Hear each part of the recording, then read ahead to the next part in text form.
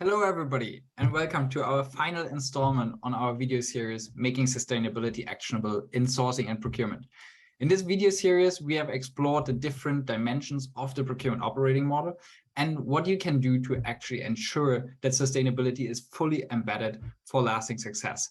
Today, we speak with Lance Younger, procurement industry expert and founder of ProcureTech, to discuss the ecosystem dimension of the operating model.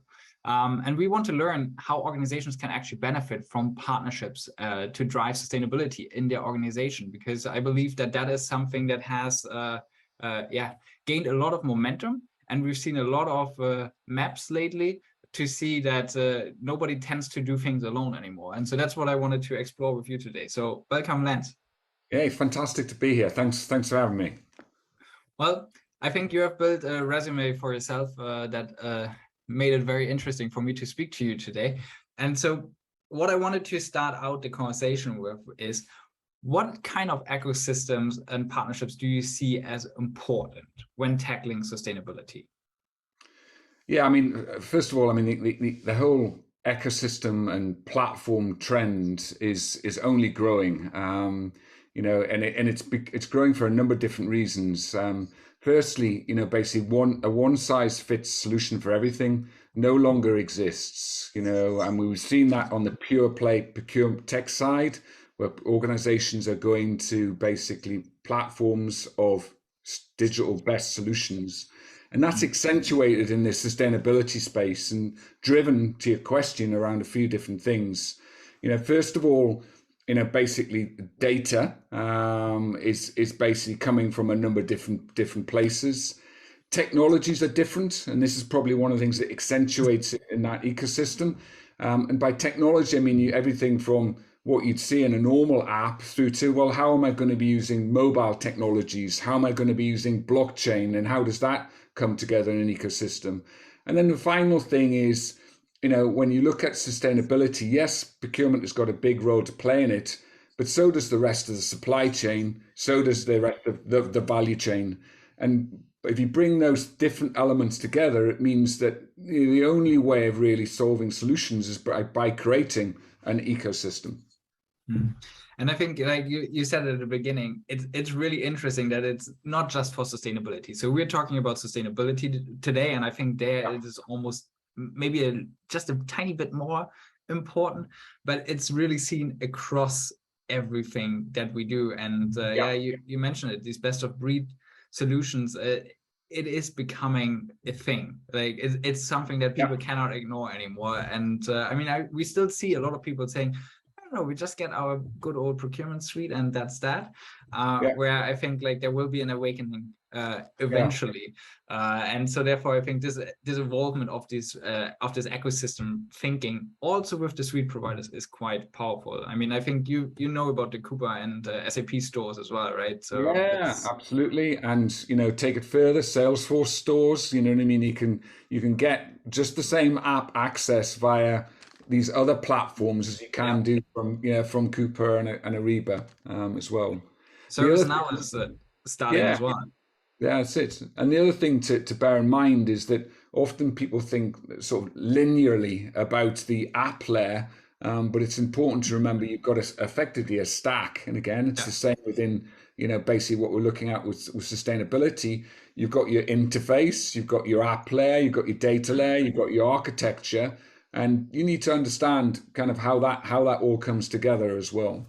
Yeah, very. I like it. I really am excited about this topic and this trend. I have to say, just personally. But so bringing it back now, especially in sustainability, what type of partnerships do you see as around?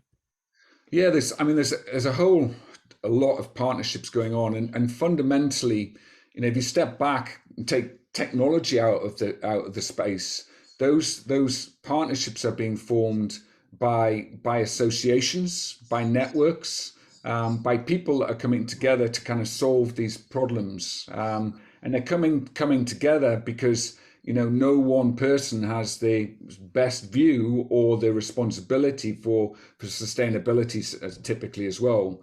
And if you look at those, I mean, we know a few of them well, Sustainability Together and the Sustainable Procurement Pledge and others. They provide a kind of a network, but there's other things that are forming in terms of partnerships. The partnerships are linked to investment. If you look at some of the investments that's happening around individual technology solutions, that investment, if you take a look at, say, circular as an example, not only have you got VC investment coming in, but you've also got the corporates investing, and they're investing together. Do you know what I mean? You've got people Yeah. who you say, well, the automotive OEMs, your competitors, but they're actually collaborating together to invest in a solution because they know it's almost like it's a de facto solution that they need to have, and they just want to create an industry standard, and it's in this space where they want to establish it. Mm.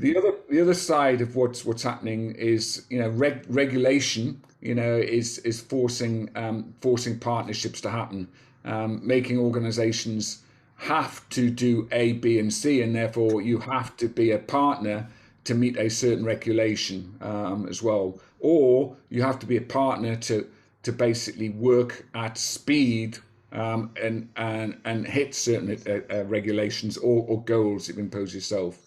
So a few different things happening. I think you'll see a lot more in this space. The fundamental thing is, as well, is if you look at the ProcureTech ecosystem, sustainability is like a microcosm of that.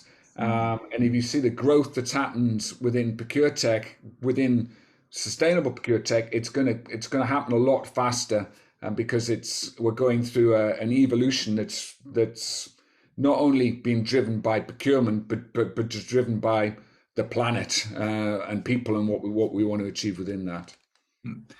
Yeah, and I mean, like we talked to Thomas Udesen of the founder of the Yeah, Sustainable Procurement Pledge as one like in one of our episodes, yeah, and we talked to excellent. EcoVadis, who is an integral part of this Together for Yeah, Sustainability, and so yeah, therefore I think those two are well covered off. And you now started already talking about this tech ecosystem and partnerships in that space. So what are your observations? Because we partner with yeah. people because we believe that's the right thing to do. We don't have data, we need data, so therefore partnering makes perfect sense. But what are your overall observations in that regard, and how do people feel about it? Because I have seen, like everybody is now bringing in scores and has visibility elements, and so. But what are your observations there? Yeah, I mean, it goes a little bit and builds on our last statement. There is an incredible proliferation of digital solutions. We've counted in a piece of work actually we did with Thomas and the Sustainable Procurement Pledge. Over 250 individual sustainable procurement solutions, and that's just growing as organizations add to that and otherwise. So there's a fragmentation. But when you look into that in a bit of detail, it's still a very immature market. You know what I mean? You've got lots of point solutions that are doing basic activities, classic to do with reporting and auditing and helping with carbon emissions. And then you've got some niche solutions that are basically working in the area of water or mobility or slavery or palm oil, geospatial data. Yeah. But it's still relatively immature. And what we're seeing is that whilst you'd anticipate there'd be a lot of investment going into the space, the investors are being relatively cautious. Yes, they are investing, but they're still being cautious about the speed with which they invest, and very selective about what they invest in. More so, I think, than what we're seeing across procurement. Now, that might come down to the maturity of sustainability within procurement within the whole ecosystem, but it's a little bit slower than we'd anticipate as well. So I'd also say, and I think it's part of the challenge and also part of the opportunity, is that some of the solutions that are being solved in this space are being solved by technology that is new. Blockchain being a classic example. 5 years ago, you wouldn't to be able to find a solution for the provenance of raw materials. Now you do, but that solution not only involves the blockchain, but also involves RFID technology, involves basically advanced technology around coding. It involves, and so there's a complexity in the technical solutions that are being developed as well. And as I say, it's a good thing. It's responding to challenges that couldn't be solved before, but it means that it's still in its infancy and growing as well, which is slowing things down a little bit in the more advanced sustainable procurement use cases. And I think another challenge that comes with these niche solutions is very sim. And again, like zooming out to the broader procurement topic as well, Yeah, everybody's afraid of having to deal with 10 parties or 15 parties or yeah, 20 parties because it is yeah, it's a drag on the organization, right? And if you yeah, then just solve this much of your overall problem, yeah. then it's very hard to commit to that. But do you see other things that are organizations that hold organizations back from engaging with providers, from engaging with technology, from engaging in partnerships to solve sustainability as an issue for Yeah, organizations? yeah. Maybe there's almost two parts to the question there, and the one wasn't a question, but I'm going to answer it anyway, which was, this evolution of the ecosystem, for procurement, but also for sustainability. I 5-10 years ago, I think people did have the difficulty in terms of conceptualizing. I'm going to need multiple apps, Mm-hmm. or I'm just going to go for one size fits all because that's simpler. Yeah. I don't think that exists anymore. I do. As a solution provider, I can tell you, we're still talking to a lot of people that are like, I just want that one thing. It solves all of my problems. It's too good to Yeah. be true, and maybe it is, but I still see that very often. Okay. Okay. So there's still some of it there. Then we need to speak the same people by the sound of things, or maybe you need to come and speak to some of the people I'm speaking to. But I think there's a better acceptance from many corporates that best of breed solution works. And Totally. you're right. You're going to have some that still want to combine individual solutions, sourcing, contract, etc. In the sustainability space, that I think that people do accept the fact that they need different solutions, but also potentially different data solutions and data sources as well. What I think is a barrier for organizations is actual, well, there's a few different things. One is focus, is really focusing on what is the sustainable issue or challenge that you're trying to solve for you as an organization. And then also understanding at what level you're operating at, because many organizations are just operating the base layer, which is regulatory compliance. That's Mm-hmm. all. That's all going to hit. The next are going saying, well, it's a bit me too. I'm going to do what my competitors are doing. I need to be doing this to be competitive. Versus some others that genuinely are basically distinguishing themselves, from being significantly better than the rest.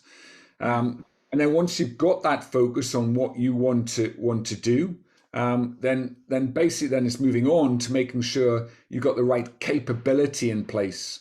Because whilst many organizations have been given the budget, now to go and solve the problem, they're struggling with finding the right people that can actually help them as well do this. Because fundamentally, yes, you can find yourself a great technical solution, but if you don't have the right people in place to either design, implement, or run the solution, then you've got a gap as well. So there's a bit of focus, capacity, focus, prioritization, and alignment, and then ultimately capacity and capability as well. And yeah, you could argue maybe some of the technical solutions aren't quite ready, but to answer some of the basic solutions, they are to enable you to get started. They are, and also many of the technology solutions are up and ready to kind of go further, faster as well. And people need those pioneering customers to go Yeah, further, right? If everybody is just sitting there waiting for the perfect solution, well, we will still sit here waiting in 10 years time. yeah, So I think that is the mindset problem that I often see, that, oh, we don't have the data, or your solution isn't fully yeah, fulfilling all of our requirements yet, so we Yeah. can't do that. I think And that's a that's little bit of a mindset challenge that I still observe. But what is your advice to those people? What do you think? What would you say to them? yeah. I think there's a one is keep going. Do you know what I mean? If you're a digital technology solution looking to build something, is keep going. The next is, it's classic, is segment your market. Really focus on, down to the smallest amount to get yourself started. So is it a particular industry in a particular country to meet a certain regulation, to find the burning platform, and then within that find organizations that are typically the early adopters, or that they are the champions, and then basically introduce different models so that they can effectively look to deliver. It might be a different commercial model, it might be about co-creation, co-build, whatever it might be. So it's kind of segment down, and then get ready to build up fast. And I think that's a perfect conclusion for this topic of ecosystems and partnerships. Yeah. Nobody can do it by themselves. We No. need others. We need to talk to others that have either started to walk down that route, or we need to just bring those people together to say, okay, let's figure it out together.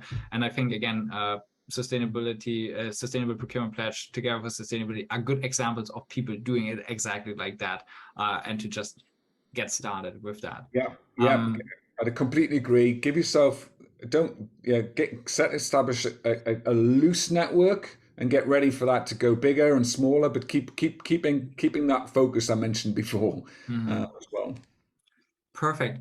Thank you so much, Lance, for sharing your perspective and insights, because you're very close to these topics. So very much appreciate you joining me today. Yeah, Um, great. Thank you very much. And to the audience, thank you for tuning in again. This, as I said at the beginning, marks the end of our video series. If you haven't seen all of the episodes, please check them out. We dove into every single aspect of the procurement operating model now and explored how you can actually embed sustainability there. And if you have any questions to us or to any of our interview partners, please make sure to reach out. We're all available. You find us on LinkedIn, you find our websites. I'm sure we're available somehow. Awesome. Perfect. With that, have a wonderful day and talk soon.